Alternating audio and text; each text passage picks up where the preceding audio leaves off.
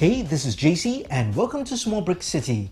In this video, I'm going to explore a remock, or maybe it should be a re-mock because it's a remock of my existing MOC, which is this Ultimate Lego store. It incorporates elements of the iconic VIP set inside, as well as the Minifig Factory on the top floor. You can check out the dedicated video for this MOC in the link in the card or in the link in the description. This is the recently released in 2018 set 40305. It's a Microscale Lego branded store. I also did a comparison video and explored how to expand and improve on it in a separate video, which you can check out as well. What I'm going to try to do is to combine these two sets together to create a new MOC. It's probably going to be modeled after this particular build because I do like the look of this MOC, but I'm going to try to expand it by incorporating the interior details of this build as well as some of the exterior details. At this point, as I'm filming right now, I have no idea how it's going to look like and I have no idea what the end result will be. This was built to the scale of my small brick town project, which is 12 studs by 16 studs deep. So it is not a full modular building. This is actually 16 studs wide, so it is the right size for half a modular building if you consider a 16 by 32 stud base plate. So I'm going to try to split the difference. I will try to build or combine the sets with the 16 on the 16 by 32 base plate, and we'll see how that goes, because I think it's impossible to keep the scale of the small brick town project of the 12 by 16 if I were to combine the builds. This is really a compact build already, so I think I do have to expand it. So at least on the first attempt of what I'm going to try right here will be to use this 16 by 32 base plate. So let's see how it goes.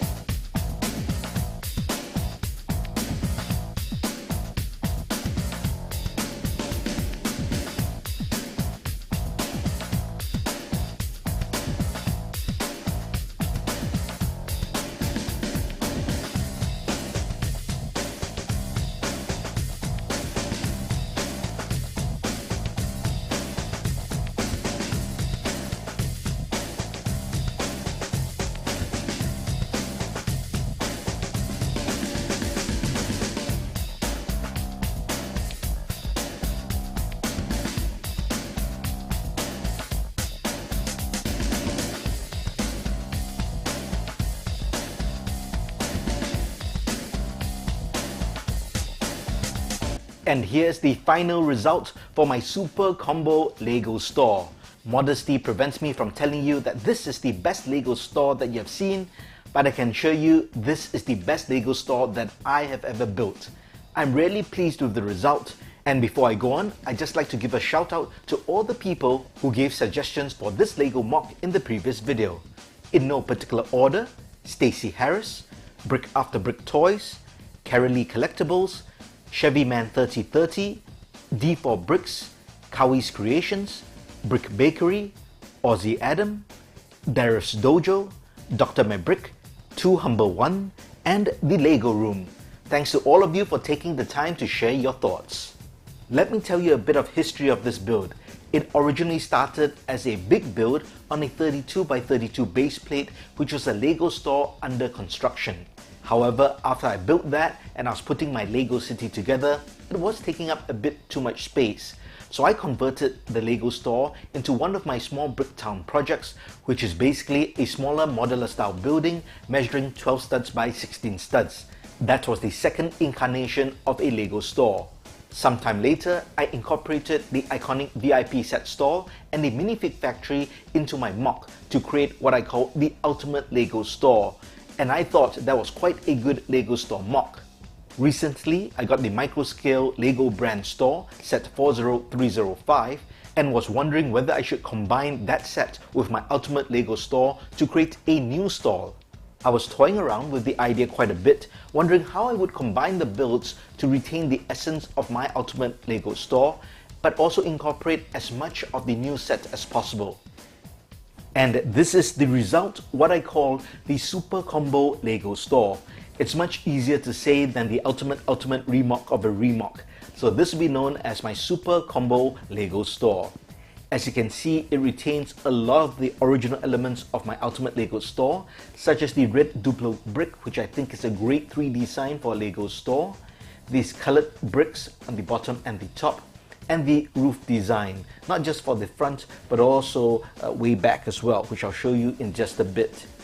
We've got the brick suit Lego mascots who are drawing attention to the store. We'll relieve them of duty for now. For the set 40305, I retained a lot of the original build as well for that and combined it with my store. You can see the yellow bricks, the modified white bricks, the grey plates, a bit of red, and all the flags, and these two yellow awnings as well, and of course these windows. So I kept that structure but managed to integrate it with my store.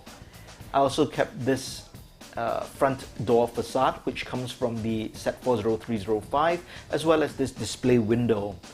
I got a bit creative and I borrowed the idea from the Ninjago City set for the lobster restaurant, and this is a transparent 1x2 column with colored round tiles inside. So I think this really works for a Lego store. It looks colorful, it looks a bit like bricks, at least to minifigs, and adds to the overall design. Originally, I had played with just a solid white or solid yellow, and it just didn't work. It just looked a bit boring. There needed to be some design, so I went to this particular design and it works really well. I'm really happy with that. So overall, this is a full-size modeler or half-size modeler.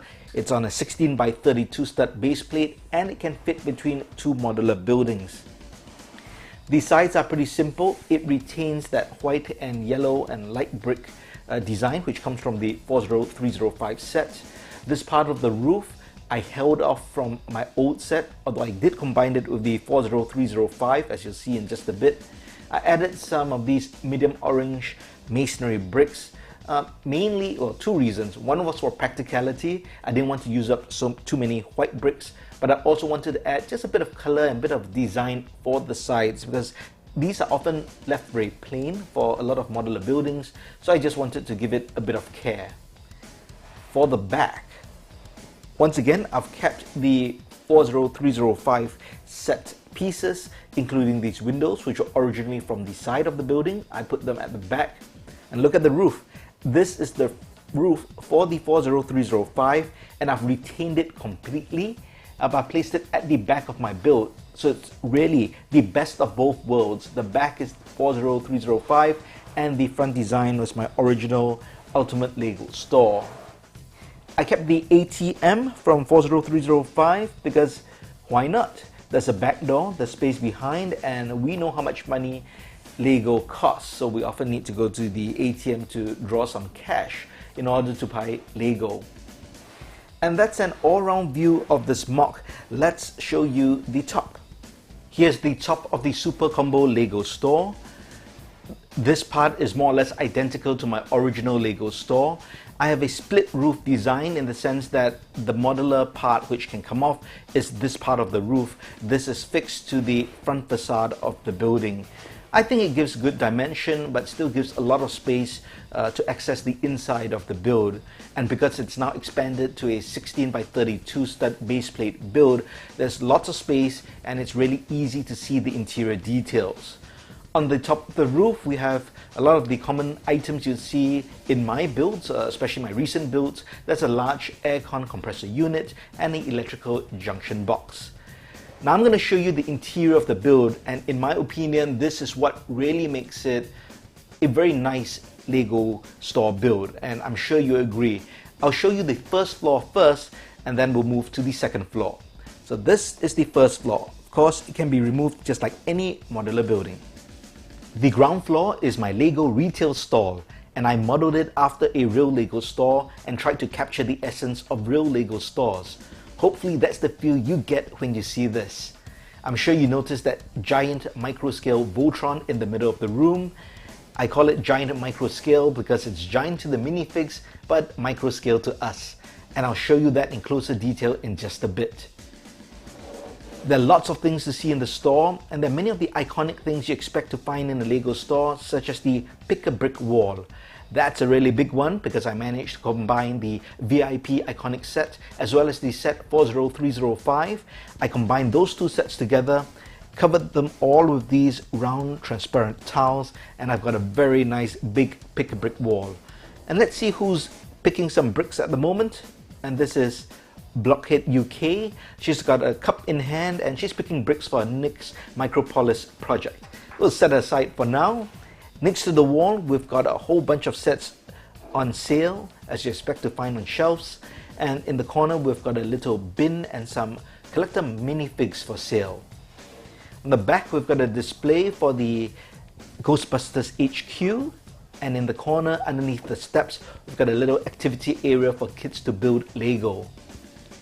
There's a counter with a cash register and computer and a brick specialist ready to serve customers. On this side, we've got a nice decoration piece on the wall, and underneath we've got a small table with Lego items on discount. In the front, behind the main display, we've got new sets for sale and some decorations just above there. Overall, I think the layout and the look of the whole store really works. Personally, it reminds me of a Lego store, probably due to the yellow tiles with the white accents as well. Let's have a look at the Voltron figure now. This Microscale Voltron MOC was a result of a comment made by Aussie Adam. He suggested that I have some kind of centerpiece for my Lego store. He suggested Wally, but I thought this would be more topical and also harder to build. I also discussed this with Greg from GJ Bricks, and he directed me to some Microscale Voltrons which have been built and are online. But personally, I didn't think they were great due to the proportion. Either parts were too big, too thick, or it didn't look like Voltron, or it just wasn't good enough. There were some great ones, but they weren't Microscale. They were larger, about 1/5 the size of the actual Lego Voltron. So I gave myself 90 minutes to come up with a MOC, and I think I did it in about 2 hours, based on the bricks I had as well. But I'm really pleased with the result. One, because of the proportion between the legs, the arms, the torso, and the head all work. The thickness is right as well, and also proportion to the minifigs as well. It had to fit in my Lego store, obviously, in terms of height, but in terms of a minifig, I wanted to ensure that they would look up to it. It's almost twice their height, so I guess about 10 to 12 feet if you were to convert it to human height. And I know that some Lego stores around the world do have a giant Voltron which is about that height. So I think that really works in terms of the proportion and the scale. The other cool thing is the legs can articulate as well as the arms, just a bit. It's a bit stiff, but yeah, you see, the arms can move as well. And of course, the head can turn. So there are all these articulation points which I think are really plus points, so that when you pose them, you see that looks like a pretty nice pose. It really works. So thanks Aussie Adam for that suggestion. That really got me thinking about this. I will do a separate tutorial on this Voltron, so don't worry, I'll teach you exactly how to build it, but I hope you like it for now. Now let's have a look at the second floor. As I mentioned, this part of the roof can be removed, but notice I placed this 1x2 slope piece with tiles, and that's just to give continuity to the exterior design. If I didn't have this, it would be a very sharp 90-degree angle which doesn't look that great. So this gives more flow, and at a first glance you won't be able to tell where the roof separates. But this part of the roof comes out completely, And this store is the VIP store or VIP section of my store.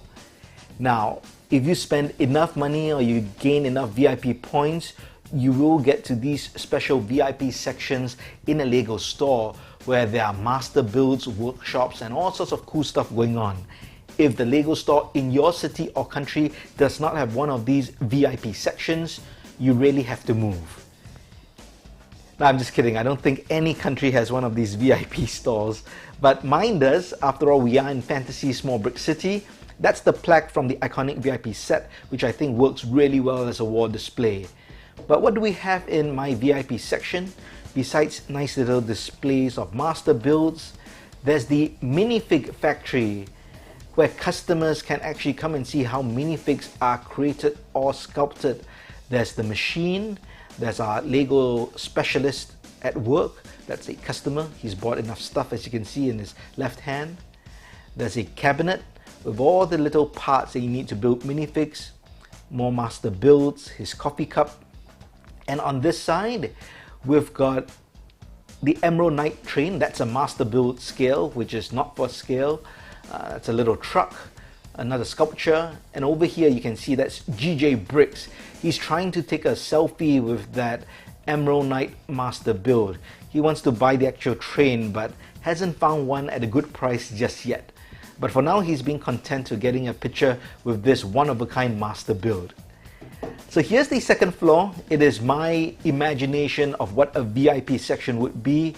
Really cool, but I've managed to incorporate the Minifig Factory into it. This was originally part of my Ultimate Lego Store MOC, but now with more size, it doesn't look as cluttered. There's much more space, so it looks much more real in that sense because it's not so cluttered. And I was also able to add some of these master builds, and that's a little MOC I created originally for a 3D train station sign. And one last all-round view, and that's about it. I hope you enjoyed this look at my Super Combo Lego store and this giant Microscale Voltron. Let me know what you think in the comments. Do you think this is better than my previous Ultimate Lego store?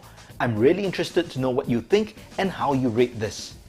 As a modular building, I think this will fit perfectly in my Lego city alongside my recent pop art t-shirt store and pop-up museum.